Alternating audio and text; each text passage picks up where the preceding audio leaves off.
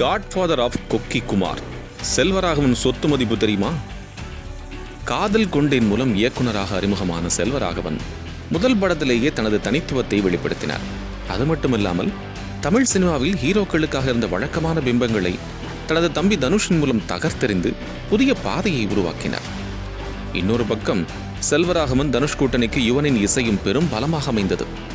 இதனையடுத்து 7G rainbow colony, Puduppettai என அடுத்தடுத்த தரமான படங்களை இயக்கி கெத்து காட்டினார்.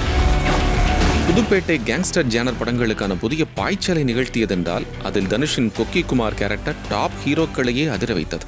அதேபோல் கார்த்தி நடிப்பில் வெளியான 1000ல் ஒருவன் மேக்கிங்கில் மிரட்டி அடித்தது. இதனால் ஒரு கட்டத்தில் கோலிவுட்டின் அடுத்த மணிரத்னம் என்றெல்லாம் ரசிகர்களால் கொண்டாடப்பட்டவர் செல்வராகவன்.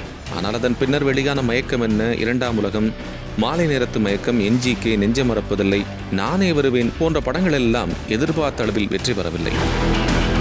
இதற்கிடையே நடிகராகவும் களமிறங்கிய செல்வராகவன் இப்போது கோலிவுட்டில் மோஸ்ட் வாண்டட் ஆக்டராக பலம் வருகிறார்.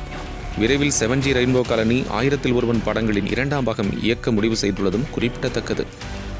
இன்னொரு பக்கம் ட்விட்டரில் அடிக்கடி தத்துவ முத்துகளை உதிர்த்து வருகிறார் செல்வராகவன். இந்நிலையில் இன்று பிறந்தநாள் கொண்டாடும் செல்வராகவனின் சொத்து மதிப்பு, சம்பள விவரம் பற்றிய தகவல்கள் வெளியாகி இருக்கின்றன. அதன்படி செல்வராகவனின் சொத்து மதிப்பு 50 கோடி ரூபாய் வரை இருக்கும் என சொல்லப்படுகிறது. படங்கள் இயக்குவதற்கு 2 முதல் 4 கோடி ரூபாய் வரை சம்பளம் வாங்குவதாகவும், நடிப்பதற்கு கால்ஷீட்டுக்கு ஏற்ப லட்சங்களில் சம்பளம் பெறுவதாகவும் கோலிவுட் வட்டாரங்கள் தெரிவிக்கின்றன. அதேபோல BMW, ஆடி போன்ற சொகுசு கார்களை சொந்தமாக வைத்திருப்பதாகவும் சொல்லப்படுகிறது.